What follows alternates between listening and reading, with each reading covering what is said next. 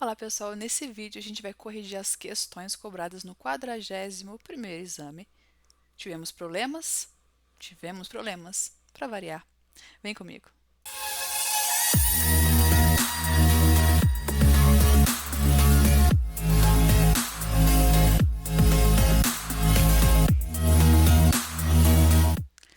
Pois é, se não tivemos problemas na peça, nas questões não aconteceu da mesma forma. Foram questões estranhas, com uma redação um pouco confusa em alguns momentos, outras questões bem simples, questões que quando eu bati o olho eu pensei, meu Deus, a banca quer derrubar todo mundo, mas daqui a pouco a gente comenta. Vamos começar pela número 1. Jandira e Marcela são irmãs e trabalham numa loja que vende celulares e acessórios, além de realizar consertos nos aparelhos. Jandira é vendedora e Marcela é técnica em conserto de celulares. Jandira recebe apenas comissões pelas vendas de celulares e acessórios, ao passo que Marcela recebe o salário fixo mensal. Ambas foram alertadas por uma amiga que não é advogada de que teriam direito a receber também o repouso semanal remunerado à parte nos seus contra-cheques. As irmãs foram à Caixa Econômica Federal, CEF, e pediram os extratos de suas contas vinculadas, verificando que faltavam diversos depósitos. Considerando esses fatos e que dispõe a CLT, responda aos itens a seguir. Então, aqui nós temos duas informações diferentes. A primeira, que é relevante para a nossa resposta, é que a Jandira ela é comissionista pura. E a Marcela tem salário fixo. Além disso, elas foram lá na caixa e viram que não tem depósito, faltam diversos depósitos do FGTS. Letra A. Alguma das irmãs teria direito a receber em seu contra-cheque o repouso semanal remunerado à parte, em título próprio? E letra B. Caso a falta de recolhimento do FGTS tornasse desinteressante para as irmãs manter o contrato de trabalho, isso é importante, que providência judicial você, como advogado delas, adotaria? Justifique.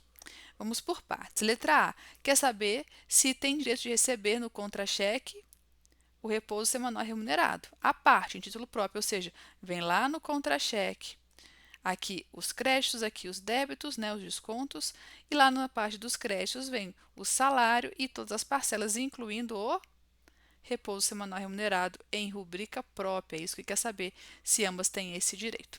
A Jandira e a Marcela. O que faz diferença? A Jandira, ela é comissionista, ou seja, ela vende e ganha. Se ela não vende, ela não ganha, ela só ganha em cima da venda. Já a Marcela tem salário fixo mensal. E se a Marcela tem salário fixo mensal, dentro do salário dela já tem incluído o repouso semanal remunerado. A Jandira não, a Jandira recebe comissões, certo? Você aqui nessa questão provavelmente teve um pouco de dificuldade, não é um tema muito batido, não é muito perguntado pela banca, né?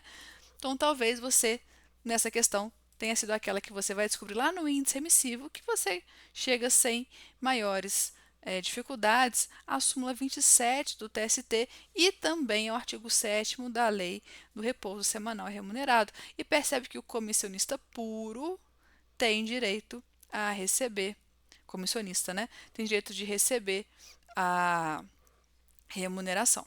Olha só, alguma das irmãs teria direito a receber no seu contra-cheque o repouso semanal remunerado à parte, em título próprio, justifique.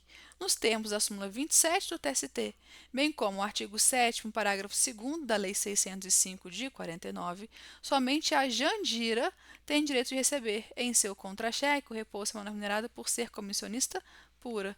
Dessa forma, o repouso semanal remunerado não está embutido na sua remuneração.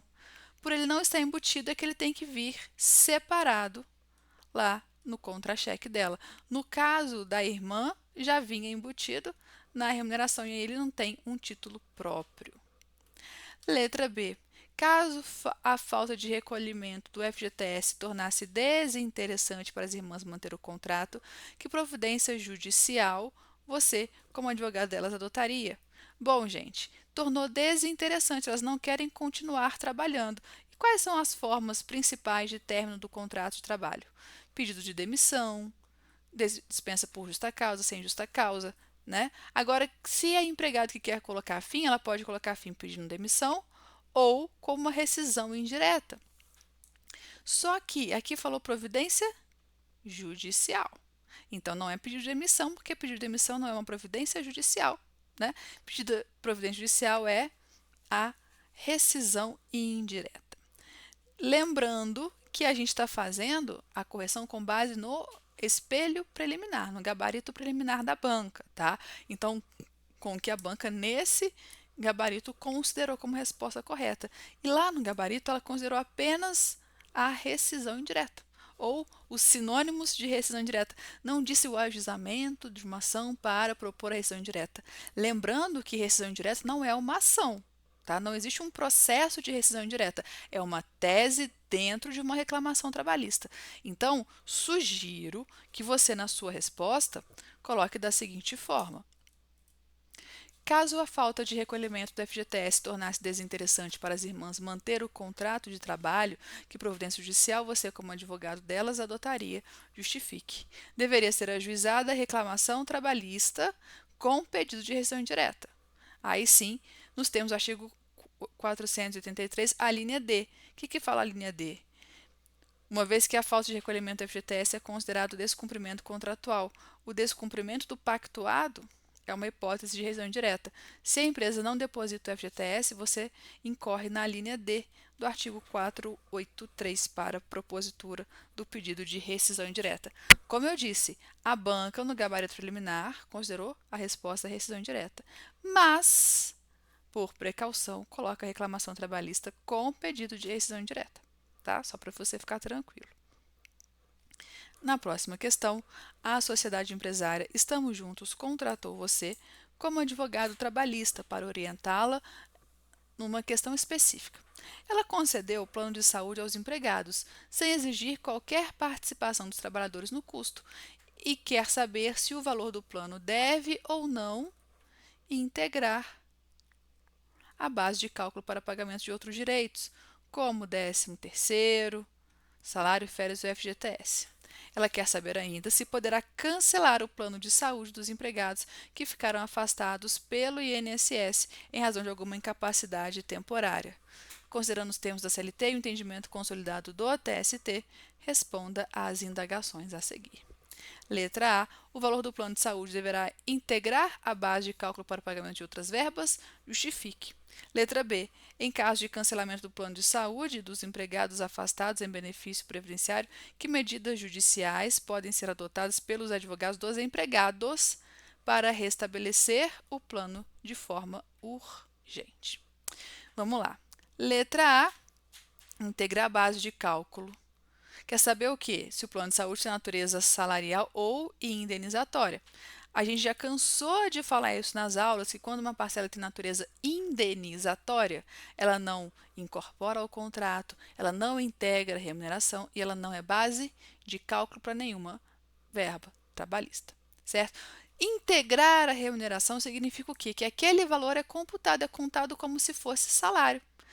Então, quer saber se aquele valor pago a título de plano de saúde é salário.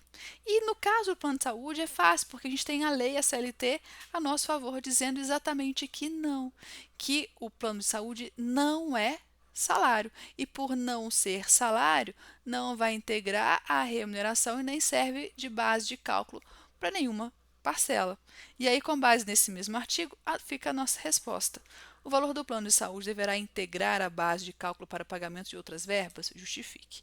Não, uma vez que o plano de saúde tem natureza indenizatória, nos termos do artigo 458, parágrafo 2º, inciso 4º da CLT. Uma vez que não é considerado salário, não integra a base de cálculo para pagamento de outras parcelas por expressa previsão legal. Letra B. Em caso de cancelamento do plano de saúde dos empregados afastados em benefício previdenciário, que medidas judiciais podem ser adotadas pelos advogados empregados para restabelecer o plano de forma urgente? Justifique. Gente, cuidado. Aqui está perguntando se a empresa cancela o plano de saúde. O que os advogados, os empregados devem fazer para restabelecer de forma urgente? Aqui, quando você pensa em forma urgente, você tem uma tutela de urgência. Então, você vai fundamentar a tutela de urgência. E por que cabe tutela de urgência? Porque a gente precisa, para a tutela de urgência, a probabilidade do direito, o perigo de dano ou o risco ao resultado útil do processo. Qual que é a probabilidade do direito aqui? É que você não pode cancelar o plano de saúde de quem está afastado pela Previdência. É o que fala a súmula 440 do TST. Então, você tem a probabilidade de direito. Claro que você tem o perigo de dano, porque quanto maior for o tempo que esse plano de saúde ficar cancelado, mais prejuízo o empregado vai ter. Então, respondendo a letra B, em caso de cancelamento do plano de saúde dos empregados afastados em benefício previdenciário, que medidas judiciais podem ser adotadas pelos advogados dos empregados para restabelecer o plano de forma urgente? Justifique. Deverá ser ajuizada reclamação trabalhista. Porque aqui, ó, perguntou medidas judiciais. Deverá ser ajuizada a reclamação trabalhista com pedido de tutela de urgência, nos termos dos artigos 840 da CLT, reclamação trabalhista, e 300 do CPC, que é a tutela de urgência. Se você respondeu só tutela de urgência, sem mencionar reclamação trabalhista, provavelmente você não pontua, tá? Reclamação trabalhista com pedido de tutela de urgência. Não existe a peça tutela de urgência. A reclamação trabalhista com pedido de tutela de urgência, nos termos dos artigos 840 da CLT e 300 CPC. Isso porque, durante o afastamento do empregado em benefício previdenciário, o contrato fica suspenso, o que inviabiliza o cancelamento do plano de saúde, nos termos da súmula 440 do TST. Sei que algumas pessoas colocaram mandado de segurança. Por que não é mandado de segurança? Gente, pega lá a previsão legal do mandado de segurança. O mandado de segurança ele é cabível quando o quê? Houver violação de direito líquido e certo, ok, houve, mas por uma autoridade coatora. Que autoridade coatora nós temos aqui? A empresa? Quem cancelou o plano de saúde foi a empresa. A empresa não é autoridade, certo? Se ela não é autoridade, não cabe mandado de segurança. Lembra? Nunca cabe mandado de segurança contra ato de particular. Só contrato de autoridade coatora. Agora que eu percebi que eu estou gravando aqui na penumbra. Vamos trazer a luz para a nossa vida. Isso, agora sim ficou melhor. Bem que estava me dando um sono, não sei porquê. Agora com essa luz na cara fica difícil. Vamos lá. Próxima questão. Essa sim é complicada. Vamos lá, vem comigo. Você advoga em uma reclamação trabalhista movida contra uma sociedade empresária, tendo comparecido à audiência de instrução na qual foram colhidos depoimentos pessoais e 4 testemunhas. As razões finais foram remissivas, fazendo-se a conclusão dos autos para a sentença, sem data estipulada, sine die. Então, o processo parou aqui. Ele está concluso para a sentença, ou seja, ele está aguardando o juiz julgar.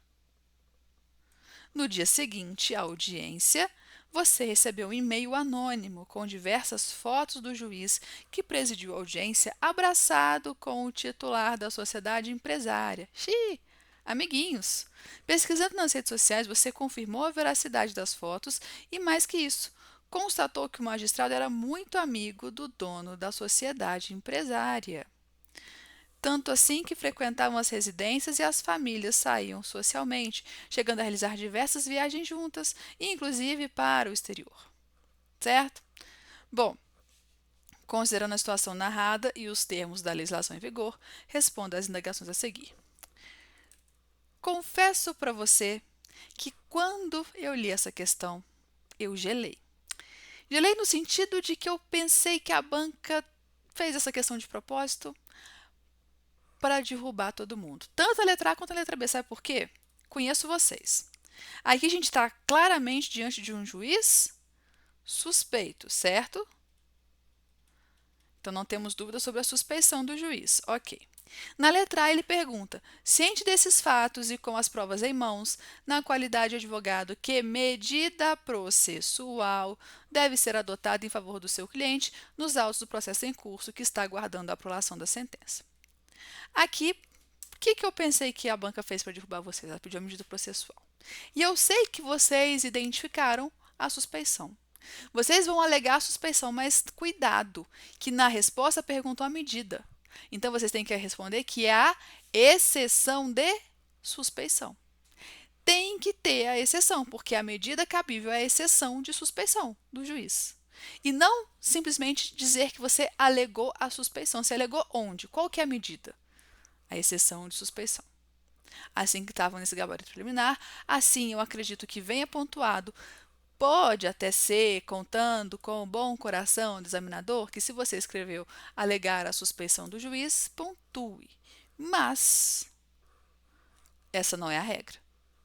Você tinha que mencionar que era apresentar a exceção de suspeição. Veja só. Deverá ser apresentada a exceção de suspeição nos termos do artigo 802 da CLT, uma vez que o juiz é suspeito por ser amigo íntimo do titular da sociedade empresária. Aqui eu acredito que a banca deva ampliar o gabarito, tá? Aceitar tanto o 802 da CLT quanto 145, 146, eu acho, ou 144 do CPC. Porque eles também falam da suspeição do juiz, tá?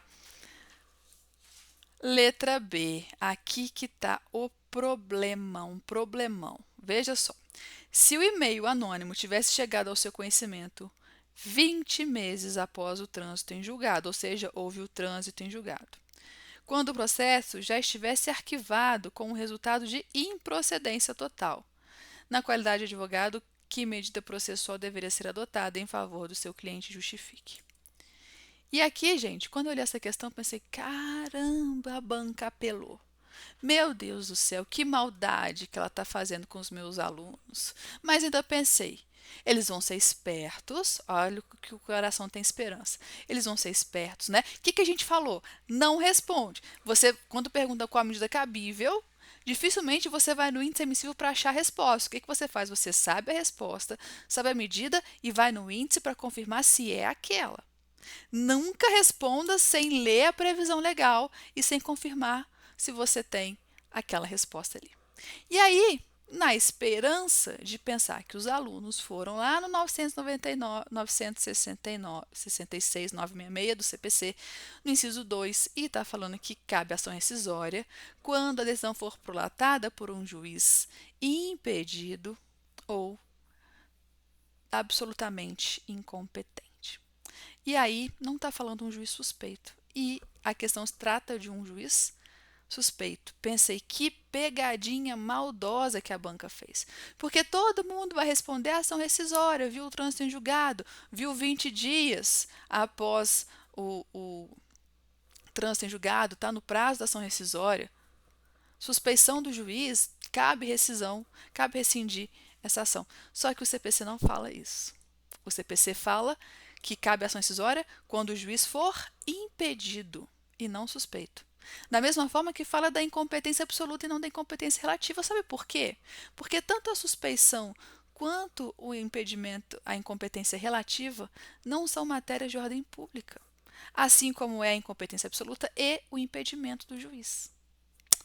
E aí eu pensei, nossa, além do aluno chegar lá no artigo pensando assim, ele vai no artigo 966 e vai ver que não tem a suspeição. Ele vai passar um perrengue na prova porque ele vai pensar, e agora?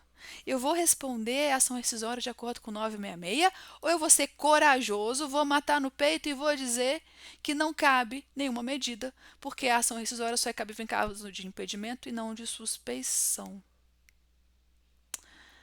Só que não foi isso que a banca colocou. Olha a resposta da banca. Se o e-mail anônimo tivesse chegado ao seu conhecimento 20 meses após o trânsito em julgado, quando o processo já estivesse arquivado com o resultado de improcedência total, na qualidade de advogado, que medida processual deveria ser adotada em favor de seu cliente, justifique. Deverá ser ajuizada a ação rescisória, nos termos 966, inciso 2º do CPC, uma vez que a medida cabível para rescindir coisa julgada dentro do prazo de 2 anos. Então, a banca considerou a ação rescisória, embora, olha o que diz o artigo 966, inciso 2º, eu até coloquei ele aqui para você. A decisão de mérito transitada em julgada pode ser rescindida quando for preferida por juiz impedido ou juízo absolutamente incompetente. E aí tem esse problema. A resposta da banca está errada? Tá errada. Poderia a banca, então, ampliar o gabarito e aceitar além do inciso 2, porque o bom aluno viu lá, não tem a suspeição, mas deve ser ação rescisória, porque transitou em julgado, está no prazo para ação rescisória, então vou continuar lendo os incisos para encontrar, não aqui, a banca tentou fazer uma pegadinha, eu não caí. E aí, chegou no inciso 7, que diz o quê? A decisão de mérito transitada em julgado pode ser rescindida quando obtiver o autor, posteriormente ao trânsito em julgado, prova nova, cuja existência ignorava ou que não pôde fazer uso, capaz por si só de lhe assegurar pronunciamento favorável. Na verdade, esse inciso está mais certo do que esse. Mas também não está certo, sabe por quê? Porque quando a gente fala de suspeição, a gente não está falando do mérito. E aqui, lhe assegurar pronunciamento favorável é em relação ao mérito e não à suspeição, porque a suspeição não vai garantir um pronunciamento favorável. Garantiria um pronunciamento favorável em relação à suspeição, mas não ao mérito. Por quê? Quando você tem uma suspeição, aí você apresenta a exceção de suspeição, o que acontece? Se for julgada procedente, se for acolhida, aquele processo vai ser julgado pelo juiz substituto. É só isso. Não é extinto, não é julgado improcedente. Ele só vai ser remetido para o juiz substituto, que vai analisar aquele processo, que vai proferir a decisão. É só isso. Por isso também esse inciso 7º ele não se encaixa. Correto seria a resposta de que não há nada a ser feito, uma vez que a ação rescisória é cabível apenas em caso de impedimento e não de suspeição. Como já havia transitado em julgado, não há nenhuma outra medida a ser apresentada neste caso. Seria a resposta correta.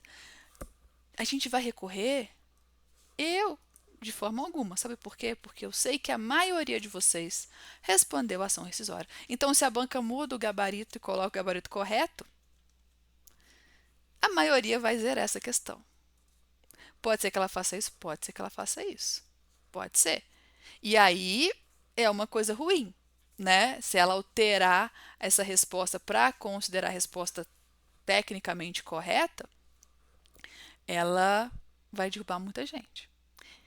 Só que o que ela pode fazer? Ela pode considerar as duas respostas, que é o que eu torço que aconteça. Torço para ela considerar quem respondeu a ação rescisória com base no artigo 896, inciso 2º, para ela considerar quem respondeu a ação rescisória com base no artigo 896, inciso 4º, e para ela considerar principalmente quem respondeu de forma correta, gente, porque quem respondeu de forma correta não pode jamais ser prejudicado. Então, quem respondeu que não há medida cabível tem que ser pontuado, porque essa de fato é a resposta correta. Aí você pode pensar, procurar, achar a decisão favorável, porque no direito a gente discute tudo, né? E aí você alegar que, caso a banca mude, né, para justificar o cabimento da ação rescisória, porque o não cabimento é óbvio, para mim, não precisa nem ficar me alongando nisso. Mas agora, para justificar o cabimento de uma ação rescisória, talvez o fato de que considerando que a banca mude o gabarito, né, e quem respondeu a ação rescisória vai precisar no recurso, considerando o fato de que no processo do trabalho não há distinção na CLT entre suspeição e impedimento. E aí, como no processo do trabalho não há essa distinção, caberia a ação rescisória também no caso de suspeição, se a banca alterar o gabarito. Certo? Bom, é isso que tivemos de polêmica aqui nessa prova, essa questão número 3, que na hora que eu vi, eu falei, meu Deus, a banca pegou pesadíssimo aqui, porque quando você tem que responder que não há medida cabível, é muito mais difícil você ter a coragem, porque na hora da prova você fala assim, não, você não está achando a resposta, não é possível que a resposta seja essa, né? É difícil você ter a coragem de responder dessa forma. Mas vamos ver como que a banca vai fazer, né? Vamos ver aí, tem mais praticamente um mês para a banca soltar o gabarito definitivo. Vamos torcer para ela abarcar todas essas possibilidades de resposta. E para finalizar, a questão número 4. Bernardo trabalha como vigilante terceirizado, atuando por meio de seu empregador em uma agência bancária. Após ter dispensado sem justa causa e não receber sua indenização, Bernardo ajuizou a ação apenas contra o ex-empregador e continuou em atividade na mesma agência bancária, mas agora com nova prestadora de serviços. O pedido foi julgado procedente, mas o ex-empregador desapareceu. Nem mesmo direcionando a execução contra os sócios, Bernardo conseguiu receber o crédito. Então, o advogado de Bernardo requereu que a execução fosse direcionada contra o banco, tomador do serviço, já que, por lei, o banco possui responsabilidade subsidiária. O juiz determinou a intimação do banco para se manifestar em 5 dias, permitindo o contraditório antes de decidir. Sabendo que você é advogado do banco, responda às indagações a seguir com base nas normas de regência e no entendimento consolidado do TST. Letra A. Que tese você advogaria na manifestação contra a pretensão de Bernardo de direcionar a execução contra o banco? Justifique. Lembra? Perguntou tese, gente. É a tese, a sua tese de mérito que você vai alegar aqui nessa manifestação. Por que que não pode direcionar a execução contra o banco? Letra B. Caso o juiz, após a sua manifestação, decidisse atender ao requerimento de Bernardo, que providência você adotaria? Justifique. Vamos primeiro na letra A. Né? Ele quer acionar o banco, direcionar a execução contra o banco. Só que ele ajuizou a ação contra quem? Contra o ex-empregador. O banco participou do processo? Não. O banco pôde se defender no processo? Não. A sentença condenou o banco, ainda que de forma subsidiária? Não. Então, o banco não pode ser incluído no polo passivo, não pode ser responsabilizado subsidiariamente. É o que diz a súmula 331, no seu item 4. Respondendo essa questão, então, que tese você advogaria na manifestação contra a pretensão de Bernardo de direcionar a execução contra o banco? Justifique. Nos termos da súmula 331, item 4 do TST, somente se permite a responsabilidade subsidiária do tomador do serviço se esse participou da relação processual e constou do título executivo. No mesmo sentido, é o artigo 503, parágrafo 5º do CPC. No caso em tela, Bernardo ajuizou a ação somente em face do ex-empregador e, consequentemente, o tomador não figurou no título executivo, ou seja, na sentença. Letra B. Caso o juiz, após a manifestação, decidisse atender ao requerimento de Bernardo, que providência você adotaria? Justifique. Lembra que estamos aqui na fase de execução e de uma decisão na fase de execução cabe à nossa peça, agravo de petição. Você vai lá no artigo 897, a linha A, confirma se é, vai ver que é, e aí respondendo, deveria ser interposto o agravo de petição, nos termos do artigo 897, a linha A, por ser a medida cabível para reformar as decisões na execução. Lembrando, gente, que essas questões foram respondidas com base no gabarito preliminar. Sempre temos mudanças do gabarito preliminar para o definitivo. Geralmente são incluídos mais artigos, mais súmulas para fundamentar. E temos questões, da mesma forma que tivemos na peça, temos questões aqui, não diria polêmicas, diria equivocadas, né, para serem analisadas no espelho definitivo. Vamos aguardar. Se você ficou com alguma dúvida, deixa aqui nos comentários. No domingo a gente vai fazer uma live ainda sobre a repercussão dessa prova, depois de várias discussões, né, que eu sei que vocês estão aí discutindo peças, discutindo questões. E aí no domingo a gente vai fazer uma live respondendo essas dúvidas, tanto da peça quanto das questões e as que surgirem lá na live também. Certo? Te espero lá. Tchau, tchau.